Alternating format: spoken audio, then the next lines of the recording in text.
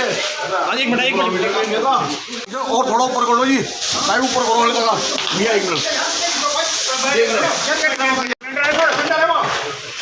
Phone कर लो ना, phone.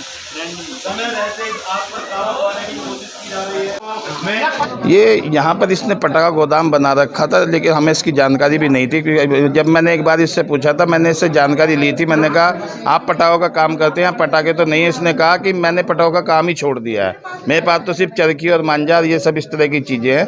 तो हमने भी ज़्यादा ध्यान नहीं दिया। लेकिन अब ये इतना बड़ा कांड हुआ है, उसमें इसने इतना भी सीख लेनी चाहिए थी कि कम से कम अगर थोड़ा बहुत पटाखा था रिहायशी एरिया में हटा लेना चाहिए था। नहीं, ऐसी किसी तरह की कोई कॉजुअलिटी कुछ नहीं हुई। वो जल्दी से पता चला तो सब लोग बाहर आ गए, सब बिल्कुल मकान खाली कर दिया गया। फायर ब्रिगेड और पुलिस का बड़ा सहयोग रहा है, जो फटाफट आग बुझाने में बड़ा हादसा होने की पूरी उम्मीद थी। बहुत सारे पटाखे थे सब। मुझे 6 महीने यहाँ रहते हो गए। हमें पता था सिर्फ पतंगों का काम है, पतंगों का गोदाम है, पतंगे और चरखियों का।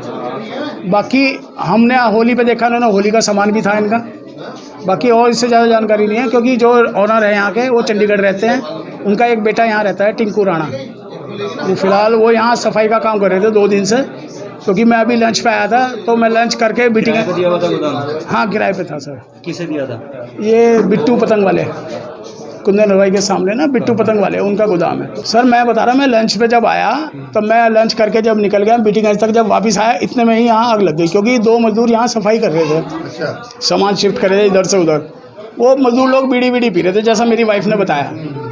मैं मौजूद था अपने ऑफिस पर, कार्यालय में, कार्यालय के कार्य देख रहा था। मैं तुरंत गाड़ी अपनी MFE को लेके, अपने यूनिट को लेके घटनास्थल पर पहुंचा।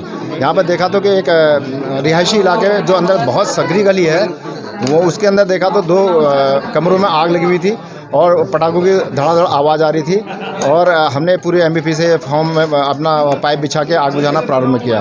और जिसकी सूचना मैंने उच्च अधिकारियों को मौके पर ही दे दी थी। किसी प्रकार की यहाँ पर किसी का कोई हताहत नहीं हुआ। और जो बताया गया, यहाँ पर मालूम किया गया, ये टिंकू राणा इसका मकान है और इसमें बिट्टू काका का इसका गोदाम है। और इनसे मालूम किया, यहाँ पर जो रहते हैं ये इन्होंने बताया कि 4-5 दिन से इसमें काम चल रहा था। तो हमने इनको पूछा कि आपने पुलिस में या फायर सर्विस में इसकी शिकायत क्यों नहीं करी? तो बोले हमें डर के मारे हमने कुछ सूचना नहीं दी। कोई अनुमति नहीं है, ऐसे रिहायशी इलाकों में अनुमति नहीं होती। और पटाखे बनाने का तो कोई सवाल ही नहीं होता, बनाने की अनुमति मिलती है। कोई भी शासन प्रशासन तभी कामयाब होता है जब जनता का सहयोग होता है। जनता इतनी बड़ी घटना को छुपा के रख रही है। इनका भी एक नागरिक होने के नाते इनका भी कुछ दायित्व बनता है। इन केस अगर ये एक्सीडेंट रात के समय होता तो जो यहाँ पर 10-12 परिवार रह रहे हैं, मैं समझता हूँ हर परिवार में 2-4 तो सदस्य होंगे। इतनों की जान जोखिम में रहती है। क्या इनको अपनी जान की परवाह नहीं है? इनका भी दायित्व बनता है। और शासन प्रशासन तो अपने काम मुस्तैदी से कर ही रहा है और करता रहेगा।